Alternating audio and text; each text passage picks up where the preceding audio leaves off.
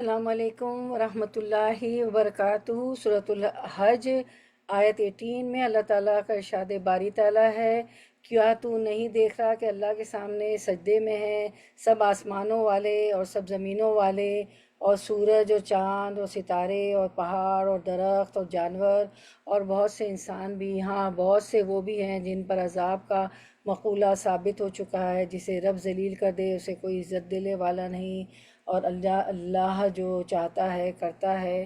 تو ہمیں پتہ چلتا ہے اس آیت سے کہ ہر چیز زمین اور آسمان کی اللہ کو سجدہ کر رہی ہے۔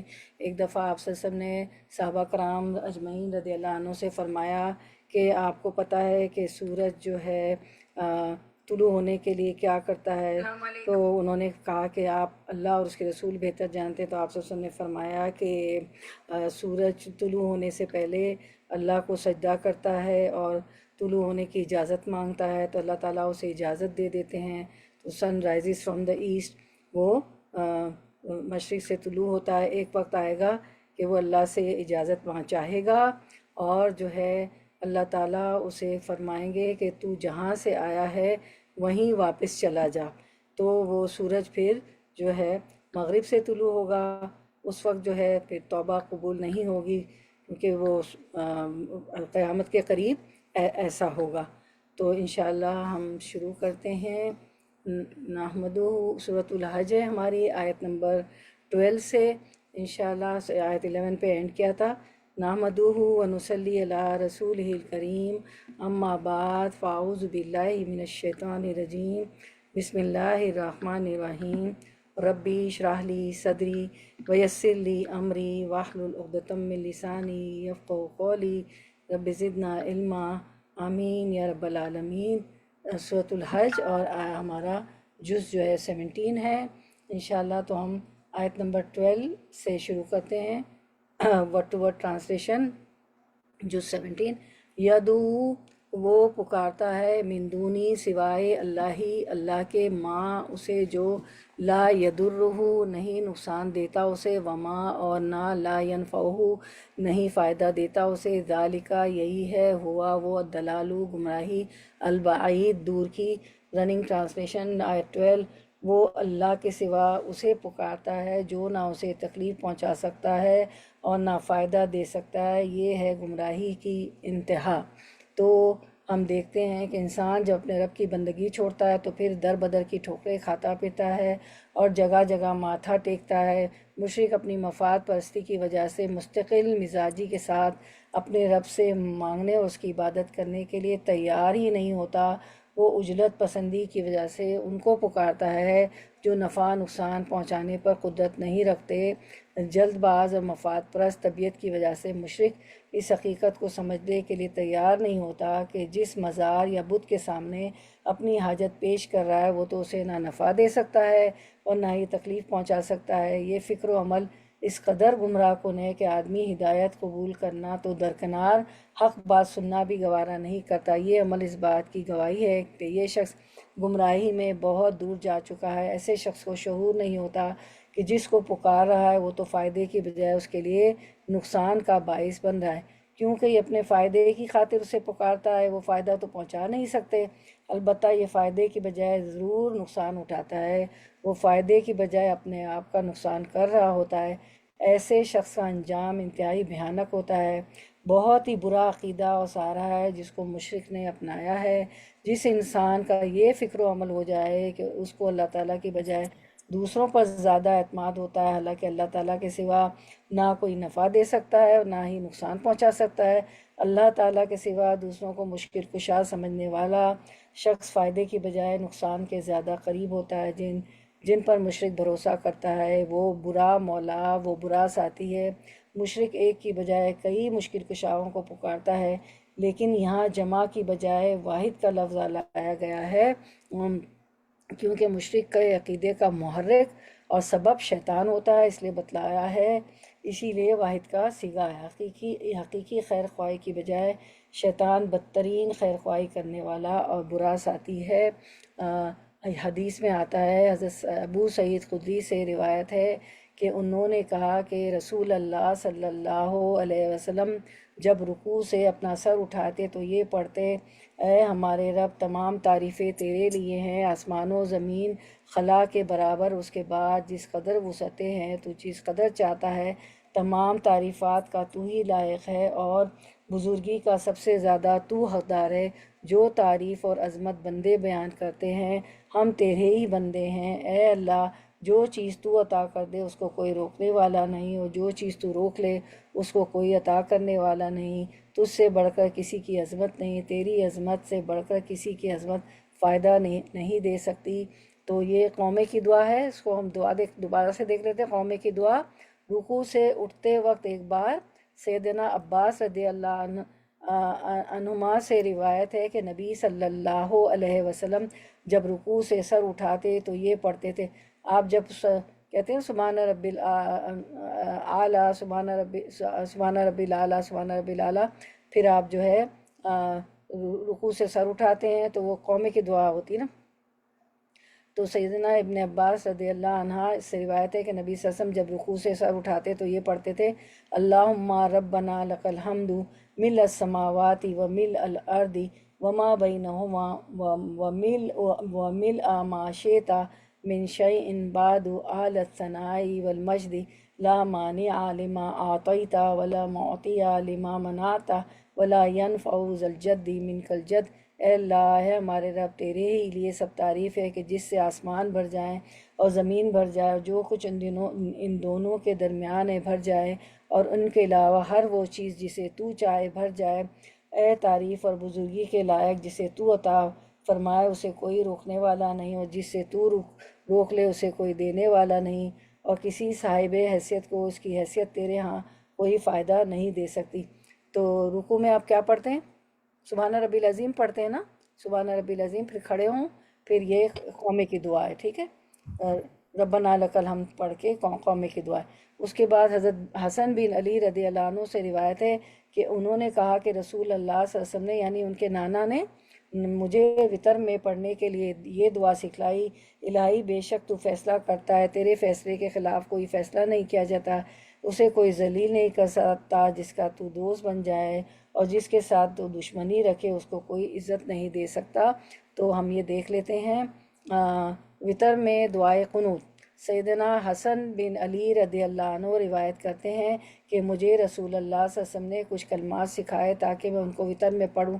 اللہم اہدنی فی من ہدیت وعافنی فی من عافیت وتولنی فی من تولیت وبارک لی فی ما آتیت وقنی شر ما قضیت فإنک تقضی ولا یقضى علیک انہ لا یذل من والیت ولا یعز من عادیت تبارکت ربنا وتعالیت۔ تو اے اللہ تو ہدایت دے مجھے ان میں داخل کر کے جن کو تو نے ہدایت دی، اور عافیت دے مجھے ان میں شامل کر کے جن کو تو نے عافیت دی، اور میری سرپرستی فرما ان لوگوں میں جن کی تو نے سرپرستی فرمائی، اور برکت عطا کر میرے لیے ان چیزوں میں جو تو نے مجھے عطا کی، اور بچا مجھے ان فیصلوں کے شر سے جو تو نے کیے، اس لیے کہ تو ہی فیصلہ کرتا ہے اور تیرے فیصلے کے خلاف کوئی فیصلہ نہیں ہو سکتا۔ حقیقت یہ ہے کہ وہ ذلیل نہیں ہو سکتا جس کا تو دوست بن جائے، اور نہیں معزز ہو سکتا وہ جس سے تو دشمنی کرے۔ تو بہت بابرکت اے رب ہمارے اور نہایت بلند ہے۔ اور یہ اس رب کو چھوڑ کے جو بابرکت بلند ہے، بتوں کی پوجا اور مزاروں کی پوجا اور مردہ لوگوں کی مرے ہوا کی پوجا کرتے تھے۔ تو یہ وطر کی اب دوسری دعا بھی آپ کو پتہ ہے، یہ ہے جو ہے دعائے قنوت۔ ایک تو آپ پڑھتے ہیں نا جو عام طور پہ آپ پڑھتے ہیں، وہ کون سی پڑھتے ہیں آپ لوگ؟ وطر میں کون سی پڑھتے ہیں دعائے قنوت؟ کون بتائے گا؟ اللہم انا نستعینک ونستغفرک ونؤمن بک ونتوکل علیک، ہے نا یہ والی ونثنی علیک الخیر پڑھتے ہیں نا۔ تو اب یہ دوسری آپ کے پاس آ گئی وطر میں پڑھنے کی دعا، پہلے بھی آپ لوگ پڑھ کر چکی ہیں اس کو۔ اور تو اس آیت سے ہمیں پتہ چلتا ہے کہ کھلی گمراہی میں وہ لوگ ہیں جو اللہ کو چھوڑ کر ان کو پکارتے ہیں جو نہ ان کو فائدہ دے سکتے ہیں نہ نقصان دے سکتے ہیں. یدعو من دون اللہ ما لا یضرہ و ما لا ینفعہ، پھر وہ اللہ کو چھوڑ کر ان کو پکارتا ہے جو نہ اس کو نقصان پہنچا سکتے ہیں نہ فائدہ. یہ ہے گمراہی کی انتہا. تو اس آیت میں آپ کا Q&A ہے، کون لوگ کھلی گمراہی میں ہیں؟ آیت آپ کے سامنے ہے جی. کون کھلی گمراہی میں، کون بتائے گا؟ بسم اللہ.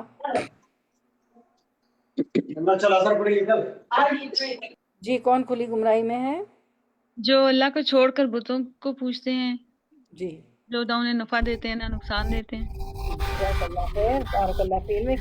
تو دیکھ لیتے ہیں کون لوگ کھلی گمراہی میں ہیں. جو لوگ اللہ کو چھوڑ کر ان کو پکارتے ہیں جو نہ ان کو فائدہ دے سکتے ہیں اور نہ نقصان.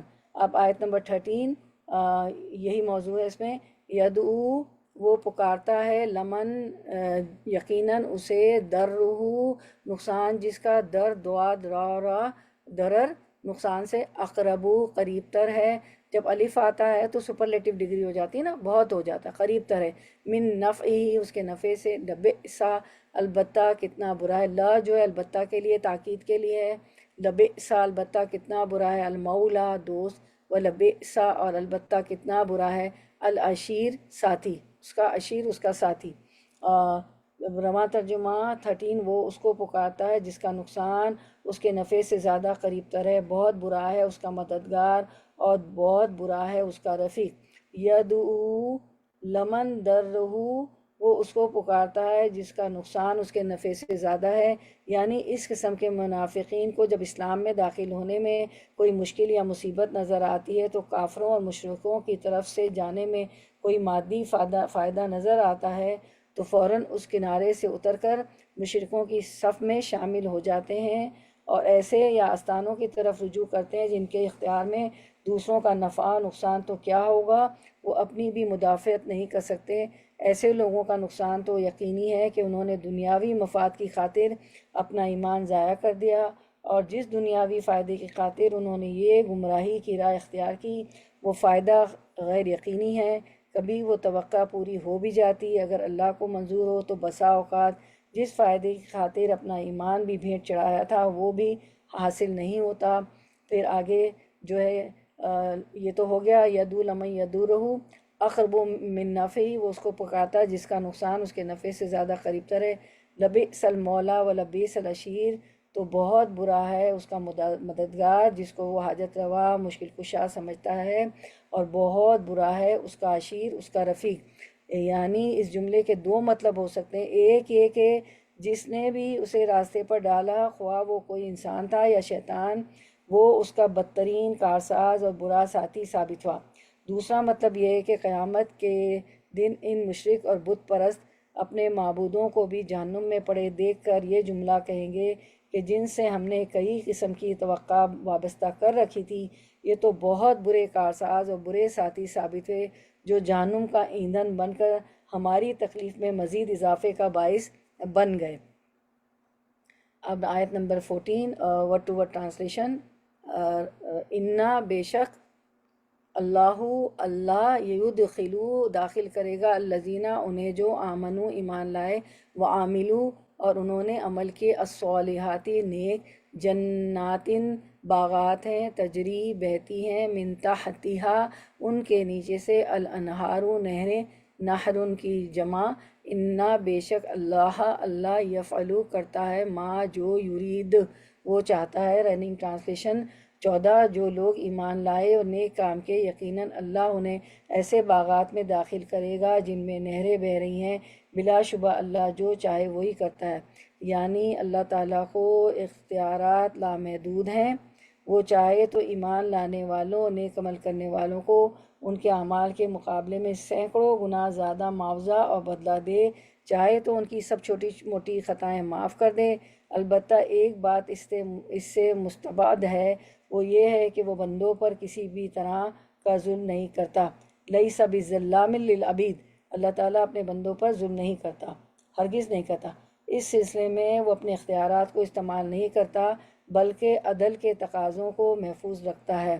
وَمَن يَعْمَلْ مِثْقَالَ ذَرَّةٍ شَرًّا يَرَهُ وَمَن يَعْمَلْ مِثْقَالَ ذَرَّةٍ شَرًّا يَرَهُ، کہ ذرے برابر بھی نیکی ہوگی وہ سامنے آئے گی، اور ذرے برابر جو ہے برائی ہوگی وہ بھی سامنے آئے، جزا و فضا وہاں پر ہوگی۔ تو مشرک و منافق کے مقابلے میں نیک لوگوں کا اعتقاد اور ان کا بہترین انجام سچا ایمان اور صالح کردار رکھنے والے حضرات کے لیے قرآن خوشخبری دیتا ہے کہ ان کے لیے ایسے باغات ہیں جن کے نیچے سے نہریں جاری ہیں، جس میں اللہ تعالیٰ انہیں داخل فرمائے گا۔ اس حقیقت میں کوئی شک نہیں کہ اللہ تعالیٰ وہی کرتا ہے جو چاہتا ہے۔ ان اللہ یفعل ما یرید، اس آیت کے آخری الفاظ در حقیقت پچھلی آیات کا جواب ہیں، جس میں مشرک کے بارے میں بتایا گیا ہے کہ وہ جنہیں اپنا مولا اور ساتھی سمجھ کر پکارتا ہے، حقیقت یہ ہے کہ وہ نفع نقصان کے مالک نہیں، نفع و نقصان کا مالک صرف اللہ تعالیٰ ہے۔ وہ جس طرح چاہتا ہے فیصلہ کرتا ہے، کسی نیکی نیکی اور برے کی برائی اس کے فیصلے میں حائل نہیں ہو سکتی۔ سچے ایماندار اور صالح عمل کرنے والوں کے لیے جنت ہے۔ اللہ تعالیٰ جو چاہتا ہے وہی کرتا ہے۔ تو ہم دیکھ لیتے ہیں آیات۔ اللہ تعالیٰ جو چاہتا ہے سو کرتا ہے۔ سورۃ یوسف 100 میں فرمایا، بے شک میرا اللہ جو چاہتا ہے تدبیر کرتا ہے۔ سورۃ آل عمران 13، اللہ جس کی چاہتا ہے مدد فرماتا ہے۔ سورۃ الدہر 30، ارشاد باری تعالیٰ، جو تم چاہتے ہو وہ نہیں ہوتا، وہ ہوتا ہے جو اللہ چاہتا ہے۔ التکویر، جو تم چاہتے ہو وہ نہیں ہوتا مگر وہی ہوتا ہے جو جہانوں کا رب ہے۔ اچھا چلیں، سورۃ التکویر تو اماں کے پارے کی آیت بتائیں، جو ترجمہ میں نے پڑھا، جو تم چاہتے ہو وہ نہیں ہوتا مگر وہی چاہتا ہے جو جہانوں کا رب چاہتا ہے۔ وَمَا تَشَاءُونَ إِلَّا أَن يَشَاءَ اللَّهُ رَبُّ الْعَالَمِينَ۔ سورۃ التکویر فجر کی نماز میں پڑھتے تھے نا آپ صلی اللہ علیہ وسلم، آپ بھی پڑھتی ہیں تو یہ تو یاد ہے ہمیں۔ سورۃ آل عمران 129، اللہ جسے چاہے معاف فرمائے، جسے چاہے عذاب دے۔ ٹھیک ہے، اب ہم ورڈ ٹو ورڈ ٹرانسلیشن 15 کا کرتے ہیں۔ من، جو کوئی کانا ہے، یظنو سمجھتا، ان یہ کہ لن ہرگز نہیں، ینصرہ وہ مدد کرے گا اس کی، اللہ فی الدنیا دنیا میں، کس کی؟ آپ صلی اللہ علیہ وسلم کی، والآخرتی اور آخرت میں، فل یمدد بس چاہیے کہ وہ دراز کرے، بھی سببن ایک رسی، الی السمائی طرف آسمان کے، ثم لیقطع پھر چاہے کہ وہ کاٹ ڈالے، فلینظر پھر چاہے کہ وہ دیکھے، حل کیا، یذہبن واقعی لے جاتی ہے، کیدہ تدبیر اس کی، ماں اس چیز کو، یغیظ جو غصہ دلاتی ہے۔ رواں ترجمہ، جو شخص یہ خیال کرتا ہو کہ اللہ تعالیٰ دنیا اور آخرت میں اس کی مدد نہیں کرے گا اور دوسروں کی طرف رجوع کرے، اسے چاہیے کہ آسمان تک ایک رسی لٹکا ہے، بسبب الی السماء پھر اسے کاٹ ڈالے، ثم لیقطع قطع سے قاف توئیں، قاف تو عین قطع، پھر اسے کاٹ ڈالے اور دیکھے کہ کیا اس کی تدبیر اس چیز کو دفع کر سکتی ہے جو ما یغیظ جو اسے غصہ دلاتی ہے، خواہ وہ کتنی کوشش کرے تقدیر کے فیصلے کو بدل نہیں سکتا۔ تو ہم دیکھتے ہیں، من کان یظن ان لن ینصرہ اللہ فی الدنیا والآخرتی، جو شخص یہ خیال کرتا ہے کہ اللہ تعالیٰ دنیا اور آخرت میں اس کی مدد نہیں کرے گا، کس کی؟ آپ صلی اللہ علیہ وسلم کی۔ اس آیت میں ایسا خیال کرنے والے سے مراد وہی منافق ہیں جو کفر اور اسلام کی سرحد پر کھڑے ہو کر اللہ کی عبادت کرتا ہے مگر اللہ کی رضا پر راضی اور شاکر نہیں رہتا، اور جب اسے کفر و شرک کی صف میں شامل ہونے میں کوئی مفاد نظر آتا ہے تو فوراً ادھر لڑک آتا ہے اور انہیں حقیر دنیاوی مفادات کی خاطر اللہ کو چھوڑ کر دوسرے آستانوں پر جاتا ہے اور در در کی خاک چھاڑتا ہے، مگر پھر بھی اسے وہ مفادات حاصل نہیں ہوتے تو الٹا اللہ اور اس کی تقدیر کو کوسنے لگتا ہے۔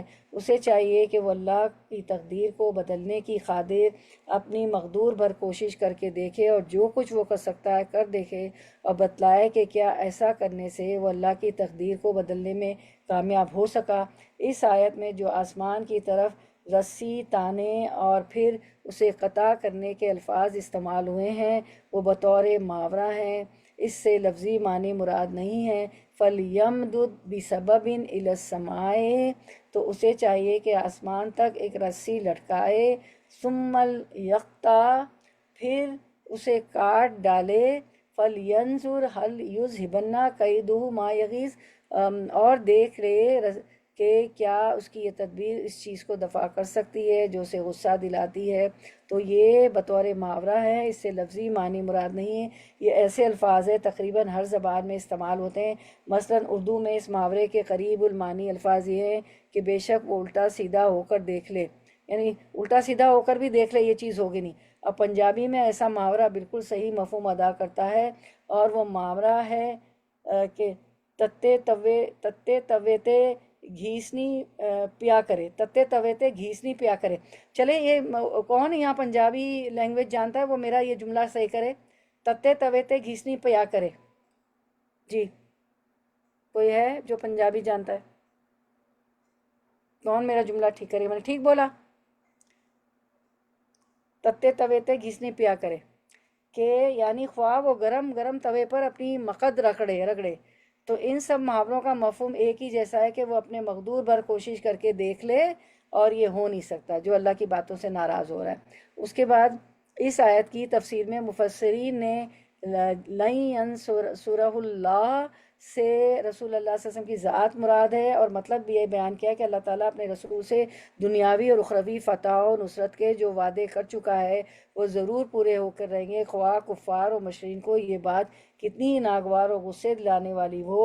اور وہ اس نصرت ربانی کو روکنے کے لیے اپنی انتہائی کوششیں کر کے دیکھ لیں، حتیٰ کہ آسمان پر ایک رسی تان کر اوپر چڑھے اور وہاں سے وحی الہی اور آسمانی امداد کو منتقل کرائیں. فَلْيَمْدُدْ بِسَبَبٍ إِلَى السَّمَاءِ ثُمَّ لْيَخْطَفْ. تو وہ لوگ کیا کریں کہ اپنی انتہائی کوشش کر کے دیکھ لیں حتیٰ کہ آسمان پر ایک رسی تان کر اوپر چڑھے اور وہاں سے وہی الہی اور آسمانی امداد کو منقطع کرائیں. پھر دیکھیں کہ ان کی تدبیروں سے وہ وہی الہی اور نصرت ربانی آنا بند ہو جاتی ہے جس پر وہ اس قدر پیچ و تاب کھا رہے. ان کا قصہ کیا تھا کہ وہی الہی کیوں آتی ہے اور آپ صلی اللہ علیہ وسلم کو اللہ کی مدد کیوں آتی ہے. تو وہ اپنی سارے جو ہے تدبیریں کر لیں جن سے وہ غصے ہو رہے ہیں. ٹھیک ہے. اس کے بعد ہم دیکھتے ہیں کہ اسی بات کو سورۃ الغافر میں اللہ تعالیٰ فرماتے ہیں اِنَّا لَنَنْصُرُ رُسُلَنَا وَالَّذِينَ آمَنُوا فِي الْحَيَاةِ الدُّنْيَا وَيَوْمَ يَقُومُ الْأَشْهَادُ. سورۃ الغافر 51. یقیناً ہم اپنے رسولوں کی اور ایمان والوں کی مدد زندگانی دنیا میں بھی کریں گے اور اس دن بھی جب گواہی دینے والے کھڑے ہوں گے. تو ہمیں دین پہ چلنا چاہیے، دین کا کام کرنا چاہیے، پھیلانا چاہیے. اللہ تعالیٰ زندگی میں بھی ہماری مدد کریں گے، زندگی میں بھی کامیابی ہوگی اور آخرت میں بھی. یہ اللہ تعالیٰ کا وعدہ ہے، سورۃ الغافر میں اللہ تعالیٰ نے فرمایا. تو اس آیت کے ایک معنی تو یہ کیے گئے ہیں کہ ایسا شخص جو یہ چاہتا ہے، جو منافق کہ اللہ تعالیٰ اپنے پیغمبر صلی اللہ علیہ وسلم کی مدد نہ کرے کیونکہ اس کے غلبہ و فتح سے اسے تکلیف ہوتی ہے، تو وہ اپنے گھر کی چھت پر رسی لٹکا کر اپنے گلے میں اس کا پھندا لے کر اپنا گلا گھونٹ لے. شاید یہ خودکشی اسے غیظ و غضب سے بچا لے گی. حل یذہبن کیدہ ما یغیظ. پھر دیکھ لے کہ اس کی چالاکیوں، اس کی تدبیر سے وہ بات ہٹ جاتی ہے جو اسے تڑپا رہی ہے، جو اسے غصہ دلا رہی ہے. تو شاید یہ خودکشی اسے غیظ و غضب سے بچا لے جو محمد صلی اللہ علیہ وسلم کے بڑھتے ہوئے اثر و رسوخ کو دیکھ کر اپنے دل میں پاتا ہے. اس صورت میں سما سے مراد گھر کی چھت ہوگی. فَلْيَمْدُدْ بِسَبَبٍ إِلَى السَّمَاءِ ہے نا، تو گھر کی چھت ہوگی. دوسرے معنی یہ ہے کہ ایک رسہ لے کر آسمان پر چڑھ جائے اور آسمان سے جو وحی یا مدد آتی ہے اس کا سلسلہ ختم کرا دے.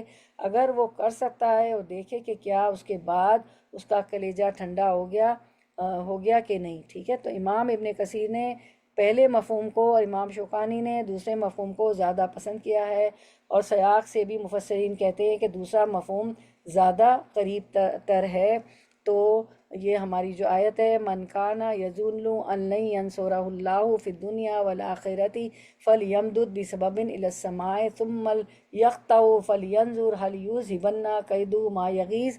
جس کا یہ خیال ہو کہ اللہ تعالیٰ اپنے رسول کی مدد دونوں جہان میں نہ کرے گا، وہ اونچائی پر ایک رسہ باندھ کر اپنے حلق میں پھندا ڈال کر اپنا گلا گھونٹ لے. پھر دیکھ لے کہ اس کی چالاکیوں، اس کی تدبیر سے وہ بات ہٹ جاتی ہے، یعنی اللہ کی مدد اور وہی رک جاتی ہے جو اسے غصہ دلا رہی ہے، جو اسے تڑپا رہی ہے.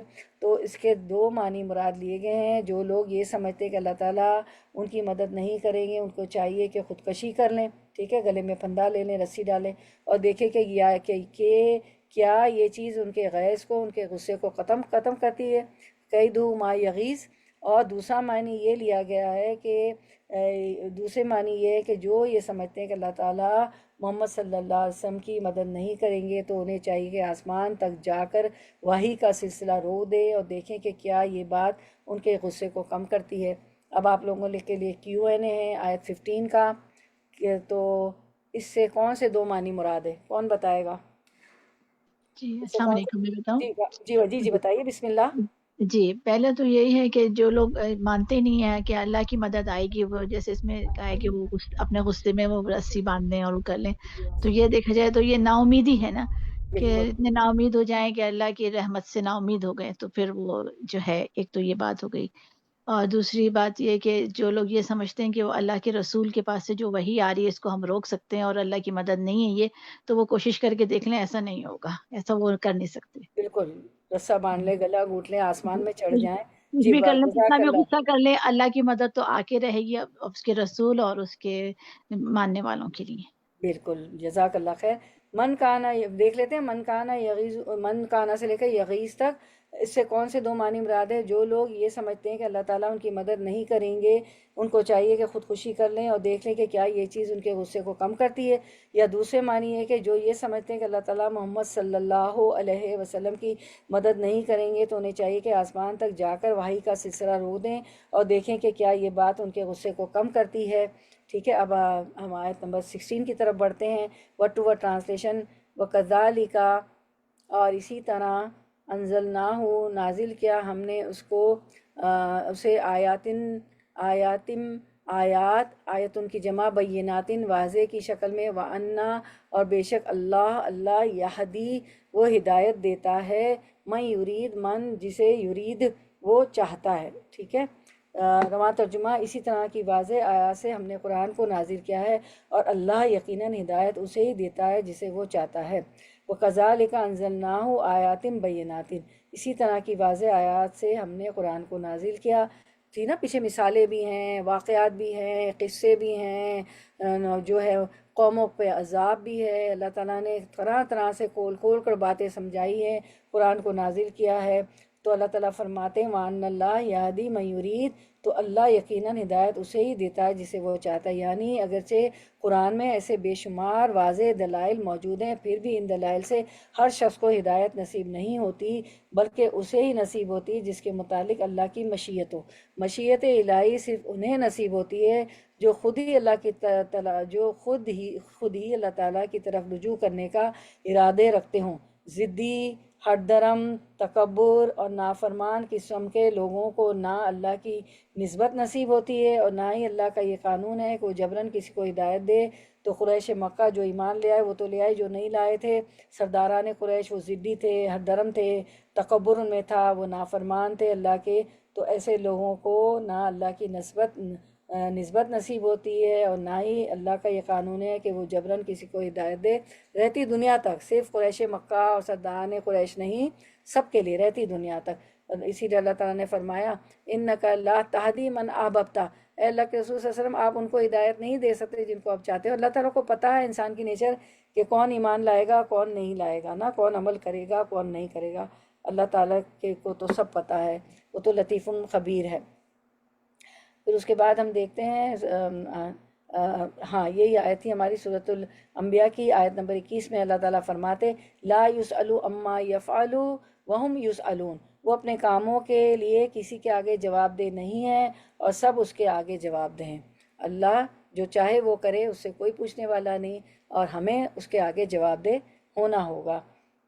پھر اس کے بعد سورۃ 17 ورڈ ٹو ورڈ ٹرانسلیشن، انا بے شک الذینہ وہ جو آمنو ایمان لائے، والذینہ وہ جو ہادو عیسائی یہودی ہو گئے، والصابینہ اور صابی، والنصارہ اور نصارہ، والمجوسہ اور مجوسی، والذینہ اور وہ جنہوں نے اشرکو شرک کیا، انا بے شک اللہ یفصلو فیصلہ کرے گا بینہم ان درمیان ان کے، یوم دن القیامتی قیامت کے، انا بے شک اللہ پر کلی ہر شیئن چیز کے شہید خوب گواہ ہے۔ رواں ترجمہ: جو لوگ ایمان لائے اور جو یہودی ہوئے اور صابی اور عیسائی اور آتش پرست اور جو مشرک ہیں، اللہ تعالیٰ ان سب کے درمیان قیامت کے دن فیصلہ کر دے گا، کیونکہ اللہ تعالیٰ ہر چیز پر قادر ہے۔ ان الذین آمنوا، جو لوگ ایمان لائے، یعنی کسی بھی اللہ کے رسول پر ایمان لائے، کیونکہ تمام انبیاء اور رسول کے جتنے انبیاء اور رسول آئے تھے ان کے اصول دین ایک ہی رہی ہے، اور جو ہے اس لحاظ سے ہر نبی پر ایمان لانے والے مسلمان ہوئے۔ اور اسلام اور ایمان کا صرف یہ فرق ہے کہ اسلام کا تعلق ظاہری اعمال سے ہوتا ہے اور ایمان کا دل سے۔ اللہ اور اس کے رسول کی جس قدر اطاعت کی جائے، ایمان اتنا ہی پختہ ہوتا ہے، اور جتنا ایمان پختہ ہو جاتا ہے، اطاعت کی مزید توفیق نصیب ہوتی رہتی ہے۔ تو میری بہنوں، ایمان پختہ کرنے کی ضرورت ہے۔ گویا اسلام اور ایمان دونوں ایک دوسرے سے مربوط اور ایک دوسرے کے ممدو اور معاون ہوتے ہیں۔ اس کے بعد والذین ہادو، اور جو یہودی ہوئے، حضرت موسیٰ علیہ السلام حضرت موسیٰ علیہ السلام حضرت موسیٰ علیہ السلام پر جو لوگ ایمان لائے تھے وہ بھی مسلمان تھے اور بنی اسرائیل کی قوم سے تعلق رکھتے تھے۔ موسیٰ علیہ السلام کی زندگی میں انہیں یہودی نہیں کہا جاتا تھا۔ یہود تو وہ اس وقت کہلائے جب ان کے میں بھی ان کے بدعتی عقائد شامل ہو گئے، اور انہوں نے اللہ کی کتاب میں تحریف تک کر ڈالی اپنی تورات میں۔ بعض لوگوں کے خیال کے مطابق ان کی نسبت یعقوب کے بڑے بیٹے یہودا کی طرف ہے، مگر یہ توجیہ دو لحاظ سے درست معلوم نہیں ہوتی۔ ایک یہ کہ اس لحاظ سے یہودی ایک قبیلہ نو کہلا سکتے ہیں، ایک مذہب نہیں کہلا سکتے ہیں، حالانکہ یہودی ایک مذہب کا نام ہے، کسی قبیلے کا نام نہیں۔ اور دوسرے اس لحاظ سے کہ یہودیوں میں تمام بنی اسرائیل شامل ہیں، صرف یہودا کی اولاد نہیں۔ اور بعض علماء کے خیال کے مطابق بنی اسرائیل حضرت عیسیٰ علیہ السلام تک بنی اسرائیلی کہلاتے تھے۔ بعد میں نصارہ کے مقابلے میں ان کا نام یہودی پڑ گیا۔ اس کے بعد ہم دیکھتے ہیں صابین ہو گئے، پھر والنصارہ، ٹھیک ہے۔ تو نہیں، ابھی ہم نے دیکھا تھا ان الذین آمنوا ہادو، یعنی جو لوگ ان الذین آمنوا ایک تو ایمان والے لوگ تھے، پھر ہادو جو تھے وہ کون تھے؟ جو یہودی تھے، جو موسیٰ علیہ السلام پر ایمان لائے تھے۔ اب والصابین، ٹھیک ہے۔ تو صابین کون تھے؟ صابی دراصل وہ ستارہ پرست اور سورج پرست قوم ہے جس نے اپنے معبودوں کی حمایت میں حضرت ابراہیم علیہ السلام کو آگ میں ڈالا تھا۔ یہ لوگ اپنے آپ کو حضرت نوح کا پیروکار بتلاتے ہیں، اور باقی بعد میں آنے والے سب انبیاء کے منکر ہیں۔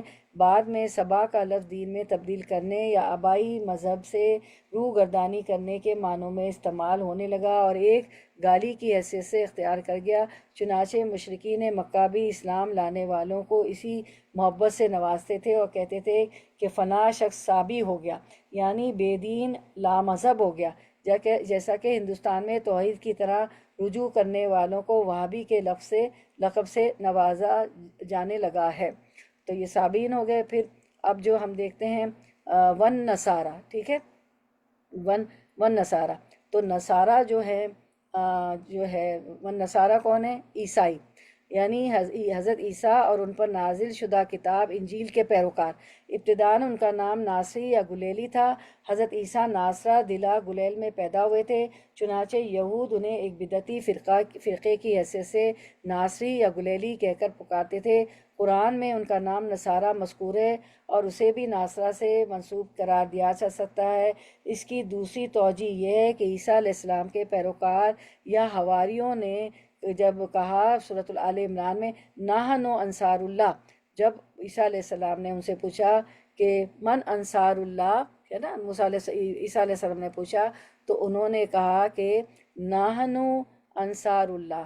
قال من انصاری اللہ، عیسیٰ علیہ السلام نے تو قال الحواریون نحن انصار اللہ، تو حواریوں نے جواب دیا کہ ہم انصار اللہ ہیں، ہم اللہ تعالیٰ کی راہ کے مددگار ہیں۔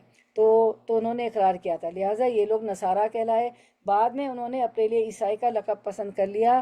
ان لوگوں نے بھی بعد میں بہت سی بدعی عقائد شامل کر لیے، جیسے عقیدہ تثلیث، یعنی ٹرینٹی کا، تین کا نا، کہ خدا بھی ہیں اور وہ اللہ کے بیٹے بھی ہیں۔ تو ان بعد جیسے وہ جو کروسیفکس ان کا جو ہوتا ہے وہ پہنتے بھی ہیں نا گلے میں، جیسے عقیدہ تثلیث، تین میں کا ایک، عیسیٰ علیہ السلام کو الوہیت، مسیح اور کفار مسیح وغیرہ، کیا ان کا تھا کہ وہ الہ ہے، مسیح ہے، اور کفار مسیح وغیرہ انہوں نے یہ کر لیا۔ اس کے بعد آپ کی آیت ہے والمجوسہ، ٹھیک ہے، تو مجوسی کون ہے؟ مجوسی بھی آتش پرست اور ستارہ پرست لوگ ہیں تھے، جو سابی فرقے کی طرح اپنے آپ کو حضرت نوح کے پیروکار بتلاتے ہیں اور باقی پیغمبروں کے منکر ہیں۔ ان کے نزدیک نیکی اور بدی کے خدا الگ الگ ہیں۔ نیکی کا خدا یا خالق یزدان ہے اور بدی کا خدا یا خالق ابرمن ہے۔ یہ لوگ اپنی الہامی نہیں، یہ نیکی کا خدا یا خالق یزدان ہے اور بدی کا خدا یا خالق اہرمن، الف ہا را میم نون، تو بدی کا خدا یا خالق اہرمن ہے۔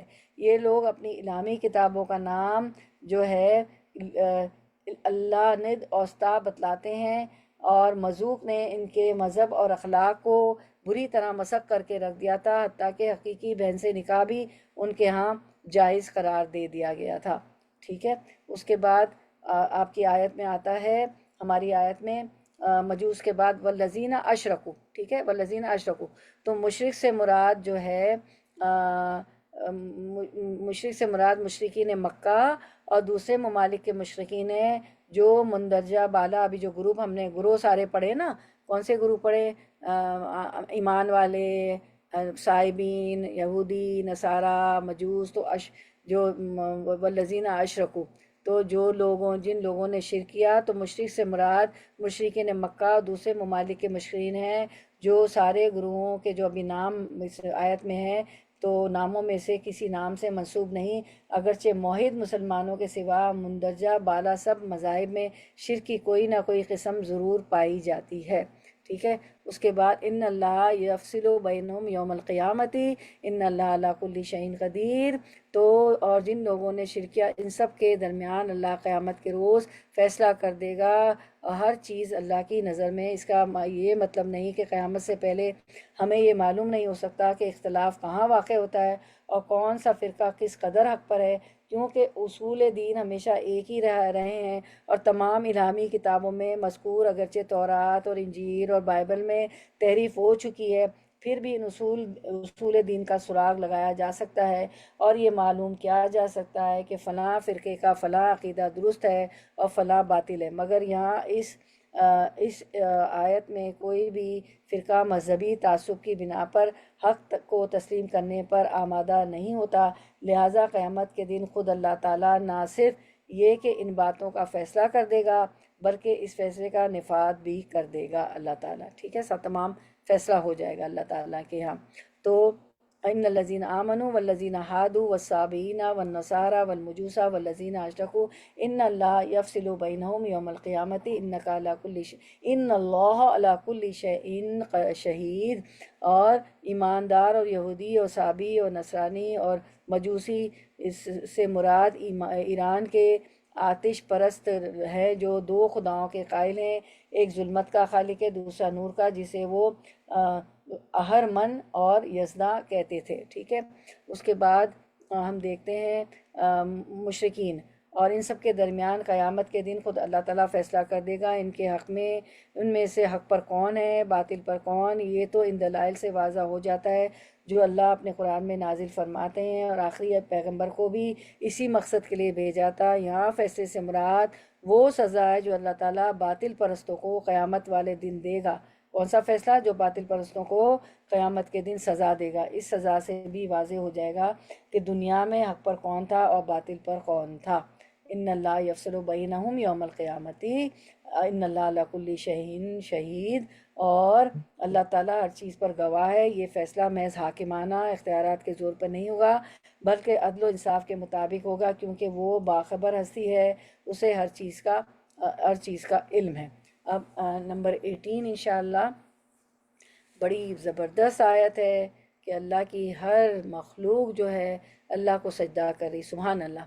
علم کیا لم نہیں، علم کیا نہیں، ترا آپ نے دیکھا، انا کہ بے شک اللہ اللہ اللہ کو یسجدو سجدہ کرتا ہے، لہو اسی کو، من جو فی السماواتی آسمانوں میں ہے، ومن اور جو فی الارضی زمین میں ہے، والشمس اور سورج، والقمر اور چاند، والنجوم اور تارے، النجم کی جمع، نجوم نجم کی جمع، والجبال اور پہاڑ، والشجر اور درخت، والدواب اور چوپائے، دابہ کی جمع، وکثیر اور بہت سے، من الناس لوگوں میں سے، وکثیر اور بہت سے، حقہ ثابت ہو چکا ہے، علیہ ان پر، العذاب عذاب، ومن اور جسے یوہنی رسوا کر دے، اللہ اللہ، فما تو نہیں، لہو اس کے لیے، من مکرمن کوئی عزت دینے والا، انا بے شک، اللہ اللہ، یفعلو وہ کرتا ہے، ما جو یشاء وہ چاہتا ہے۔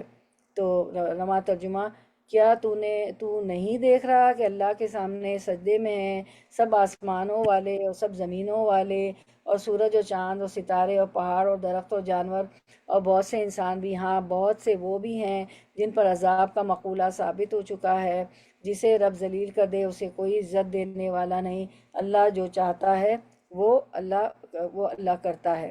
ٹھیک ہے، تو جو ہے ہم دیکھ لیتے ہیں،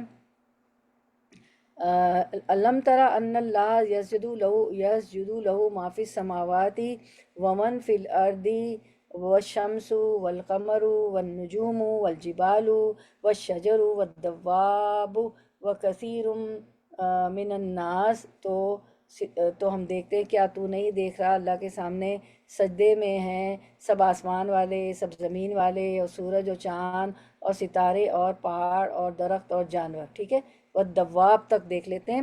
بعض مفسرین نے اس سجدے سے ان تمام چیزوں کا احکام الہی کے تابع ہونا مراد لیا ہے، کسی میں مجال نہیں کہ وہ حکم الہی سے سرتابی کر سکے، اس کے نزدیک وہ سجدہ اطاعت و عبادت مراد نہیں، جبکہ بعض مفسرین نے اسے مجاز کے بجائے حقیقت پر مبنی کیا ہے کہ ہر مخلوق اپنے اپنے انداز سے اللہ کے سامنے سجدہ ریز ہے، مثلا من فی السماواتی سے مراد فرشتے ہیں، ومن فی الارضی سے ہر قسم کے حیوانات، انسان، جنات، چوپائے اور پرندے اور دیگر اشیاء ہیں، یہ سب اپنے اپنے انداز سے سجدہ اور تسبیح کرتے ہیں۔ سورۃ الاسراء 44 میں فرمایا، تسبح لہ السماوات السبع والارض ومن فیہن وإن من شیء الا یسبح بحمدہ ولکن لا تفقہون تسبیحہم انہ کان حلیما غفورا۔ ساتوں آسمان و زمین اور جو بھی ان میں سے ہے اس کی تسبیح کر رہے ہیں، ایسی کوئی چیز نہیں جو اسے پاکیزگی اور تعریف کے ساتھ یاد نہ کرتی ہو۔ ہاں یہ صحیح ہے کہ تم اس کی تسبیح سمجھ نہیں سکتے، وہ بڑا بردبار اور بخشنے والا ہے۔ تو سورج، چاند و ستاروں کا بطور خاص اس لیے ذکر کیا گیا ہے کہ مشرکین ان کی عبادت کرتے رہیں۔ اللہ تعالیٰ نے بیان فرمایا، تم ان کو سجدہ کرتے ہو، یہ تو اللہ تعالیٰ کو سجدہ کرنے والے ہیں اور اس کے ماتحت ہیں، اسی لیے تم انہیں سجدہ مت کرو، اس ذات کو سجدہ کرو جو ان کا خالق ہے۔ سورۃ الحامیم سجدہ میں بھی یہی بات فرمائی۔ صحیح حدیث میں ہے کہ حضرت ابو ذر رضی اللہ عنہ فرماتے ہیں کہ مجھے رسول اللہ صلی اللہ علیہ وسلم نے پوچھا، جانتے ہو سورج کہاں جاتا ہے؟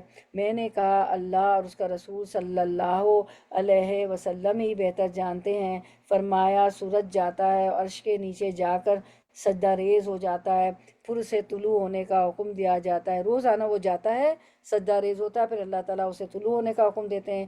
تو سورج the sun rises from the east، مشرق سے طلوع ہوتا ہے، ایک وقت آئے گا کہ اسے کہا جائے گا واپس لوٹ جا، یعنی جہاں سے آیا ہے وہیں چلا جا۔ ٹھیک ہے، تو صحیح بخاری اسی طرح، تو کیا ہوتا ہے کہ پھر وہ جہاں سے آتا ہے جو ہے وہیں چلا جائے گا۔ تو یہ جب ہوگا قرب قیامت ہوگا، اور پھر آپ نے فرمایا کہ جانتے ہو یہ کب ہوگا؟ یہ اس وقت ہوگا جب کسی شخص کو اس کا ایمان لانا فائدہ نہیں دے گا جو اس سے پہلے ایمان نہیں لایا تھا یا اپنے ایمان کے دوران میں نیکی نہیں کمائی تھی۔ اس وقت توبہ بھی قبول نہیں ہوگی، ایمان بھی قبول نہیں ہوگا، کیونکہ قرب قیامت ہوگا۔ ٹھیک ہے، تو اللہ تعالیٰ کہیں گے جہاں سے وہاں واپس لوٹ جا، تو یہ قرب قیامت ہوگا۔ تو یہ صحیح مسلم کی اور صحیح بخاری میں بھی یہ حدیث ہے۔ اس کے بعد ہم دیکھتے ہیں ایک اور حدیث ہے کہ ایک صحابی فرماتے ہیں کہ میں نے رسول اللہ صلی اللہ علیہ وسلم کے حدیث میں ہے کہ ابو ذر فرماتے ہیں کہ ایک صحابی کا واقعہ حدیث میں بیان کیا گیا کہ انہوں نے خواب میں اپنے ساتھ درخت و سجدہ کرتے دیکھا، اور پہاڑوں اور درختوں کے سجدے میں ان سایوں کا دائیں بائیں پھرنا یا جھکنا بھی شامل ہے۔ تو یہ حدیث ہے کہ ایک شخص نے نبی صلی اللہ علیہ وسلم کے پاس آ کر عرض کیا، اے اللہ کے رسول، میں نے آج رات اپنے کو دیکھا، میں سو رہا ہوں، یعنی خواب میں دیکھا کہ میں ایک درخت کے پیچھے نماز پڑھ رہا ہوں، میں نے سجدہ کیا تو میرے سجدے کے ساتھ اس درخت نے بھی سجدہ کیا۔ دیکھیں، سجدے کے درخت کے پیچھے نماز پڑھ رہے تھے اور درخت بھی سجدہ کرتے ہیں، تو اس درخت نے بھی سجدہ کیا۔ پھر میں نے اسے سنا، وہ کہہ رہا تھا، اللہم اکتب لی بہا عندکا اجرن ودا انی بہا وزرن وجعلہا لی عندکا ذخرن وتقبلہا منی کما تقبلتہا من عبدکا۔ اے اللہ، اس کے بدلے تو میرے لیے اجر لکھ دے، اور اس کے بدلے میرا بوجھ مجھ سے ہٹا دے، اور اسے میرے لیے اپنے پاس ذخیرہ بنا لے، اور اسے مجھ سے تو اس طرح قبول فرما جیسے تو نے اپنے بندے داؤد سے قبول فرمایا تھا۔ داؤد علیہ السلام بھی سجدہ کرتے تھے۔ حسن بن محمد بن عبید اللہ بن یزید کہتے ہیں کہ ابن عباس رضی اللہ عنہ نے کہا کہ نبی کریم صلی اللہ علیہ وسلم نے آیت سجدے کی تلاوت کی اور سجدہ کیا۔ ابن عباس کہتے ہیں تو میں نے آپ کو ویسے ہی کہتے سنا جیسے اس شخص نے اس درخت کے الفاظ بیان کیے تھے۔ تو سجدہ تلاوت کی بھی دعا ہے نا، ابھی دیکھ لیں گے، تو یہ بھی سجدہ تلاوت کی دعا ہے، کیونکہ یہ حدیث ہمیں بتاتی ہے کہ ان صحابی نے دیکھا کہ درخت سجدہ کر رہا ہے، اس کے پیچھے نماز پڑھ رہے تھے، خواب میں دیکھا تھا، تو درخت نے یہ دعا کی تھی، ٹھیک ہے۔ جب آپ صلی اللہ علیہ وسلم کو یہ خواب بتایا تو آپ صلی اللہ علیہ وسلم نے بھی سجدے کی آیت پہ سجدے میں یہ دعا پڑھی تھی، جو ابھی حدیث میں بھی ہے اور میں نے پڑھ کے بھی سنائی تھی، تو آپ کو دوسری بھی سجدے کی دعا مل گئی، ماشاءاللہ ماشاءاللہ، ٹھیک ہے۔ تو پھر اس کے بعد ہم دیکھتے ہیں سورۃ النحل 47-48 میں اللہ تعالیٰ فرماتے ہیں، او یا خذہم علی تخوف فإن ربکم لرؤوف الرحیم۔ سورۃ النحل 47، یا جب ان کو عذاب کا ڈر پیدا ہو گیا ہو تو ان کو پکڑ لے، بے شک تمہارا پروردگار بہت شفقت کرنے والا اور مہربان ہے۔ سورۃ النحل 48، اولم یروا الی ما خلق اللہ من شیء یتفیأ ظلالہ عن الیمین والشمائل سجدا للہ وہم داخرون۔ کیا ان لوگوں نے خدا کی مخلوقات میں سے ایسی چیزیں نہیں دیکھی جن کے سائے دائیں سے بائیں کو اور بائیں سے دائیں کو لوٹتے رہتے ہیں، یعنی خدا کے آگے عاجز ہو کر سجدے میں پڑتے ہیں۔ یہ جو سائے جو ہے آگے پیچھے ہوتے ہیں نا چیزوں کے، تو یہ بھی سجدہ ہے، چیزوں کا سجدہ ہے۔ پھر ہم دیکھتے ہیں، ہماری آیت کی طرف آتے ہیں، نہیں، پھر ہم دیکھتے ہیں کہ سجدے کا، کہ جو یہاں پر یہ سجدہ آ گیا، سجدے کے بارے میں سجدے کے میوٹ کر لیں، کس کے گھر سے آوازیں آ رہی ہیں، میوٹ کر لیجئے، سب کو میوٹ کر دیجئے پلیز، ڈسٹربنس ہوتا ہے کافی، کس کے گھر سے آواز آ رہی ہے، بہنوں کو خیال نہیں رہا۔ تو یہ سجدہ جو آ گیا، سجدے کے بارے میں یاد رکھیں کہ سجدہ فرض کے درجے میں نہیں ہے، سجدہ کرنا بہت پسندیدہ اور مستحب ہے، شیطان کو رلاتا ہے، اسی وقت نہ کر سکے تو نماز کے ساتھ کر لیں، جب چاہیں کر لیں، دن میں کسی وقت بھی کر سکتے ہیں، یہ بھی ضروری نہیں کہ عین اسی وقت کیا جائے، بعض اوقات حالات ایسے نہیں ہوتے کہ اس وقت انسان کر سکے، تو اس میں ہم دیکھتے ہیں کہ عمر رضی اللہ عنہ جمعے کے دن ممبر پر سورۃ النحل پڑھی عمر رضی اللہ عنہ نے، جب سجدے کی آیت وَلِلَّهِ يَسْجُدُ مَا فِي السَّمَاوَاتِ آخر تک پہنچے تو ممبر پر سے اترے اور سجدہ کیا، تو لوگوں نے بھی ان کے ساتھ سجدہ کیا۔ دوسرے جمعے کو پھر یہی صورت پڑھی، جب سجدے کی آیت پر پہنچے تو کہنے لگے، لوگوں ہم سجدے کی آیت پڑھتے چلے جاتے ہیں، پھر جو کوئی سجدہ کرے اس نے اچھا کیا، اور جو کوئی نہ کرے تو اس پر کچھ گناہ نہیں، اور عمر رضی اللہ عنہ نے سجدہ نہیں کیا، ایک دفعہ سجدہ کیا جمعے میں، ایک دفعہ سجدہ نہیں کیا اسی آیت پہ۔ اور نافع نے عبداللہ بن عمر رضی اللہ عنہ سے نقل کیا کہ اللہ تعالیٰ نے سجدہ تلاوت فرض نہیں کیا، ہماری خوشی پر رکھا ہے۔ یہ دیکھیں حدیث بتا رہی ہے، ہماری طرف سے کوئی بات نہیں ہے، ٹھیک ہے۔ تو انہوں نے کیوں کر کے دکھایا یہ چیزیں، ایک دفعہ کیا عمر رضی اللہ، دوسری طرف نہیں کیا، تاکہ جو نہ کر سکے کسی وجہ سے، یعنی کرنا بہت اچھا ہے، سجدے کی کثرت سے اللہ کا قرب حاصل ہوتا ہے اور آپ کا درجہ بلند ہوتا ہے، آپ کی نیکی لکھی جائے گی، اللہ آپ سے خوش ہوگا، آپ سجدے میں اللہ سے بہت قریب ہوتے ہیں، بہت فائدے ہیں۔ لیکن بعض اوقات ایسا ہوتا ہے کہ آپ راہ چل رہے ہیں اور آپ تلاوت سن رہے ہیں، اور وہاں آپ گاڑی میں جو ہے تلاوت سن رہے ہیں، گاڑی میں تو سر جھکا سکتے ہیں، اور کوئی ایسی جگہ ہوتی ہے آپ راستہ چل رہے ہیں اور آپ تلاوت سن رہے ہیں، وہاں آپ سڑک پر کہاں سجدہ کریں گے، تو نہیں کر سکتے، گھر آتے ہیں تو بھول جاتے ہیں، گناہ گار نہیں ہوتے، یہ مطلب ہے۔ یعنی سجدہ تلاوت کو فرض نہیں کیا گیا، اسے ہماری خوشی پر رکھا گیا ہے کہ خوشی سے کرو، خوشی سے کرنا چاہیے۔ سورج، چاند، یہ سب بھی سجدہ کرتے ہیں، یہ کتنی خوبصورت بات ہمیں بتا دی گئی۔ دین از سو فلیکسیبل، دیکھیں یہ حدیث ہمارے سامنے آ گئی، ٹھیک ہے۔ تو جو ہے ابھی ہم چلیں، ہم بھی جو ابھی تفسیر پوری کر کے جھک جائیں گے اللہ کے آگے۔ اچھا، اب ہم یہ سب ہو گیا، اب آتے ہیں وَكَثِيرٌ، دواب تک تو ہم نے کر لیا، اب ہم دیکھتے ہیں کہ وَكَثِيرٌ مِّنَ النَّاسِ، ٹھیک ہے، وَكَثِيرٌ مِّنَ النَّاسِ، اور بہت سے انسان بھی سجدہ کرتے ہیں۔ یہ سجدہ اطاعت اور عبادت ہی ہے جس کو انسان کی ایک بڑی تعداد کرتی ہے اور اللہ کی رضا کی مستحق قرار پاتی ہے، ٹھیک ہے۔ یہ ہماری آیت کا یہ حصہ تھا۔ 5 فرض نماز بھی پڑھتے ہیں اور نفلی نمازیں بھی پڑھتے ہیں، اشراق پڑھتے ہیں، چاش پڑھتے ہیں، دوحہ پڑھتے ہیں، قیام اللیل تو تہجد ہو گئی، اور تراویح پڑھتے ہیں اور شبینہ پڑھتے ہیں رمضان میں بھی، ٹھیک ہے۔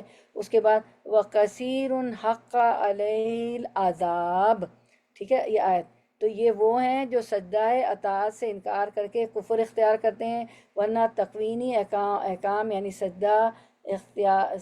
سجدہ انقیاد میں تو انہیں بھی مجال انکار نہیں، ٹھیک ہے۔ پھر اس کے بعد ہم دیکھتے ہیں وَمَن يُهِنِ اللَّهُ فَمَا لَهُ مِن مُكْرِمٍ إِنَّ اللَّهَ يَفْعَلُ مَا يَشَاءُ، جسے رب ذلیل کر دے اسے کوئی عزت دینے والا نہیں، اللہ جو چاہتا ہے وہ کرتا ہے۔ یعنی کفر اختیار کرنے کا نتیجہ ذلت و رسوائی اور آخرت کا دائمی عذاب ہے، جس سے بچا کر کافروں کو عزت دینے والا کوئی نہیں۔ Sisters mute your self, sisters humble request, please mute your self, اپنے آپ کو میوٹ کر لیجئے، پلیز اپنے آپ کو میوٹ کریں، پلیز۔ کس کے گھر سے آواز آ رہی؟ Please mute yourself, please, disturb ہو رہے ہیں سب، ٹھیک ہے۔ پھر اس کے بعد جو ہم دیکھتے ہیں کہ تفسیر جو ہماری کہ ساری کائنات میں انسان اور جن ہی مکلف مخلوق ہے اور انہی کو قوت ارادہ اختیار دیا گیا ہے، باقی مخلوق تخوینی طور پر اللہ کے حضور ہر وقت سجدہ ریز رہتی ہے، اور ان کے سجدے کا مطلب یہ ہے کہ جس کام پر اللہ نے انہیں لگا دیا ہے یا جو خدمت ان کے ذمے کر دی ہے اور جو قوانین ان کے لیے مقرر کر دیے اس سے وہ سرمنہ تجاوز نہیں کرتے۔ اور انسانوں میں سے بھی ایک کثیر طبقہ ایسا ہے جس نے اپنے ارادے کو اللہ کی مرضی کے تابع بنا دیا ہے اور برضا اور رغبت اللہ کی فرما برداری کرتے ہیں اور اس کے حضور سجدہ ریز ہوتے ہیں۔ تاہم انسانوں کا ایک کثیر طبقہ ایسا بھی ہے جس نے اس اختیار کا غلط استعمال کیا اور باقی تمام مخلوق کے ساتھ ہم آہنگ ہونے کی بجائے اللہ کے احکام کے مقابلے میں سرکشی کی راہ اختیار کی اور اس امتحان میں ناکام رہا جس کے لیے اللہ تعالیٰ نے انسان کو پیدا کیا تھا۔ ایسے لوگوں کو یقیناً اس سرکشی کی سزا عذاب علیم کی صورت میں بھگتنا پڑے گی، ٹھیک ہے۔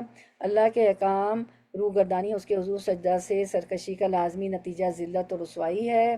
وَمَن يُهِنِ اللَّهُ فَمَا لَهُ مِن مُكْرِمٍ، اور اللہ کے نافرمانوں کو بسا اوقات دنیا میں ہی یہ برا نتیجہ دیکھنا پڑتا ہے۔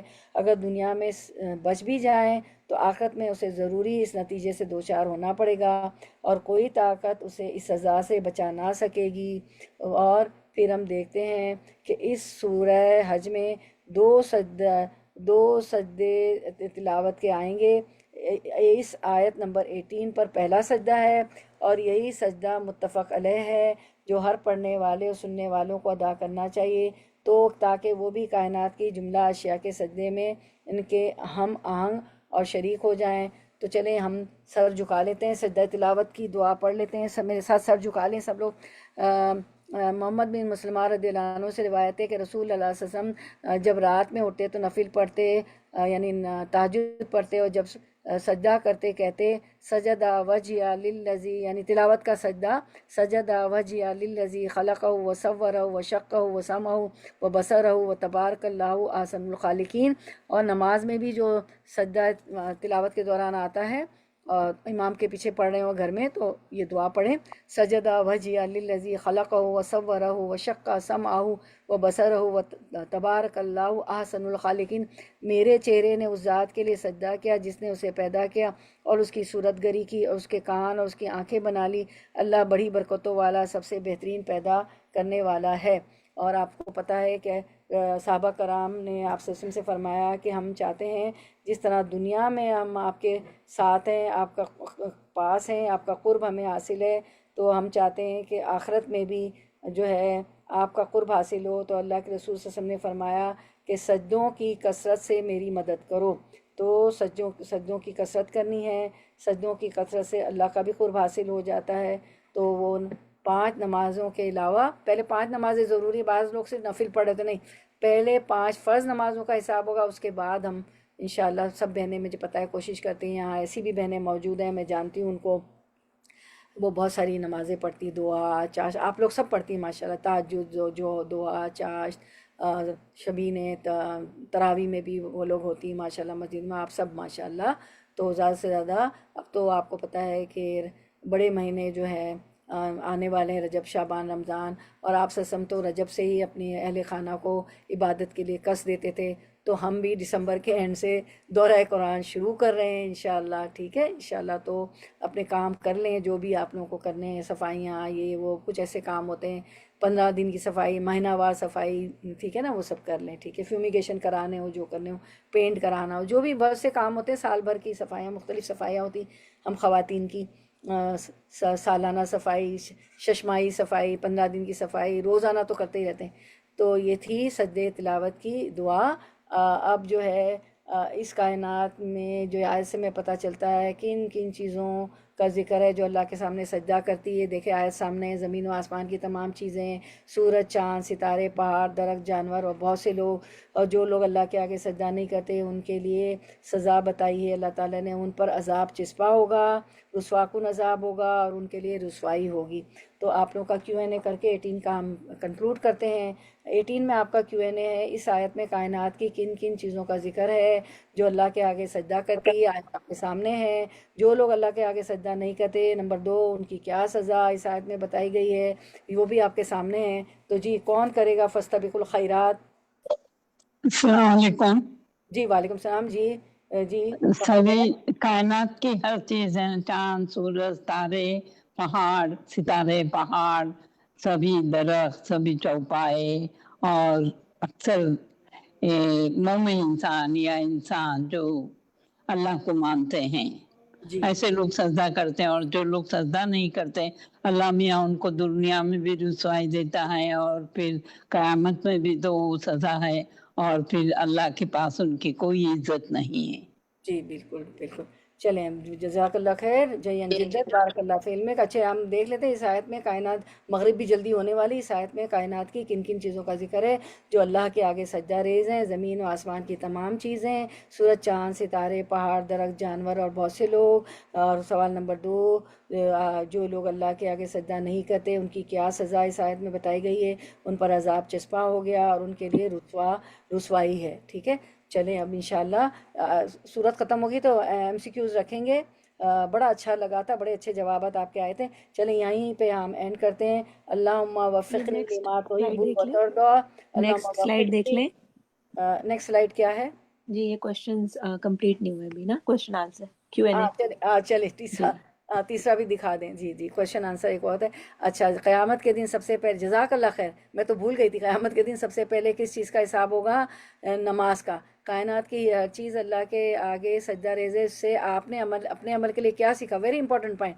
میں نے اپنے عمل کے لیے یہ سیکھا کہ مجھے بھی دل کی خوشی کے ساتھ اللہ کے آگے سجدہ کرنا ہے، اللہ کی عبادت اور اطاعت سے منہ نہیں موڑنا، خوشی سے سجدے کریں۔ اور یہ خشوع کے پہ تو، نماز کے خشوع پہ تو پورا ٹاپک آپ کا گیا، اس کو بار بار سنیں، فارورڈ کریں کہ کس طرح ہم اللہ کے قریب ہوں گے اور جنت حاصل ہوگی، یہ خشوع کیسے آئے گا۔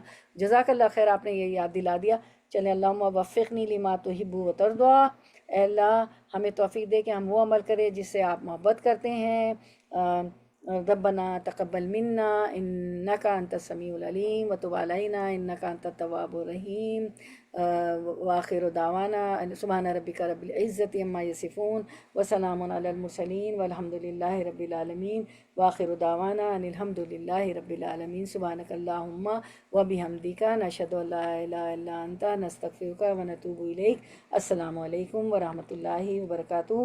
کسی کو کوئی بات رکھنی ہو مجھے تو ان آیات پر، مجھے تو حضرت عمر رضی اللہ عنہ کی حدیث بہت پسند آئی کہ ایک دفعہ انہوں نے خطبہ دیا جمعے میں تو انہوں نے سجدہ تلاوت پہ سجدہ کیا، اور دوسری دفعہ جب نماز پڑھائی تو سجدہ تلاوت پہ سجدہ. یعنی فلیکسیبل ہے دین، از ویری فلیکسیبل.